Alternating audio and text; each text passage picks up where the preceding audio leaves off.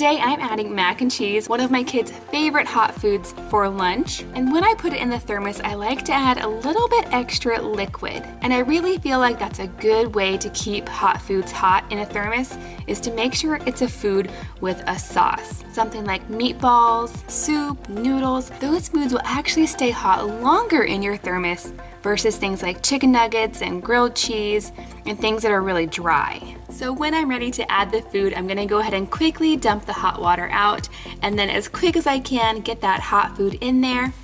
To make it not so messy, I like to use my little funnel meant for canning, and then I will very quickly get the lid on to trap all of that heat inside. Next up, I'm talking about apples, specifically how to send them to school sliced without them turning brown. Now you've probably heard of the lemon juice trick, but for some kids, sprinkling lemon juice on an apple makes it so sour they don't want to eat it. So I'm going to take my apple and then I'm going to use my apple core to remove the core. Now while I'm doing this, I actually keep a little container with lemon juice and water right next to my workstation.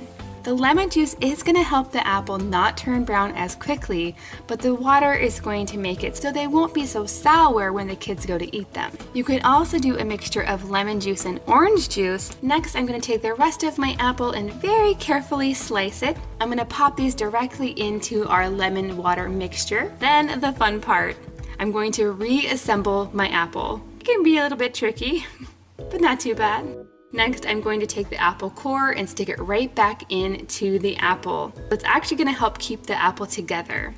Next, I'm going to take the entire apple and wrap it as tightly as I can in a little bit of plastic wrap, and I'm going to twist that closed. This is going to keep the apple super fresh and it's not going to turn brown so quickly. Next up, we're talking about freezer packs. Now you probably know all of the traditional options for freezer packs, but sometimes those don't make it back home, do they? So instead, what you can do is actually freeze the food itself and use that as your ice pack. Things like yogurt tubes and juice pouches are perfect for this. You throw them into the lunchbox and they'll be defrosted by lunchtime. But did you also know that things like applesauce are really great frozen too? And if it's not all the way defrosted by lunchtime, it's going to make a yummy slushy type snack. It'll be really tasty. Now, if you're worried about your item melting and getting everything else wet, just go ahead and take it and wrap it up in a paper towel, kind of like a present, and place it into your box. This next hack I got from my friend Kimmy over at the channel She's in Her Apron. I'll go ahead and link her video down below if you want to check it out. This is a way to help keep your sandwiches from getting soggy, and it's a great way if you want to pre-make and freeze your sandwiches. For a peanut butter and jelly sandwich, I start with 2 pieces of bread. Then I add a thin layer of peanut butter to both sides. That part is important. Next, I'm going to add my jam to the center of one of the pieces. And now I'm going to make my own Uncrustable. My kids love Uncrustables, but they can get kind of pricey. It's definitely cheaper to make your own. I found this Wonder Bread sandwich maker on Amazon, and of course I'll go ahead and link it down below if you're curious. But this cutter actually helps to take the crust off, and it will also seal the bread together.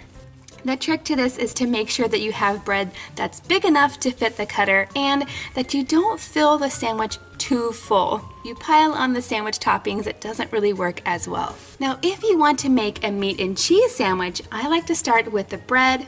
Next, I'll add my layer of meat.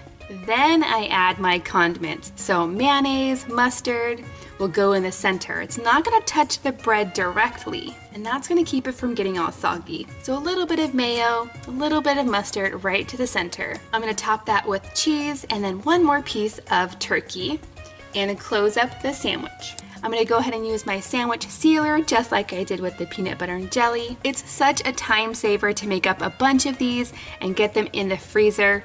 These sandwiches will be perfectly defrosted by lunchtime, and my kids are big fans. If you have any lunchbox tips to share with us, go ahead and leave them in the comments down below. Thanks for watching, and we'll see you next time.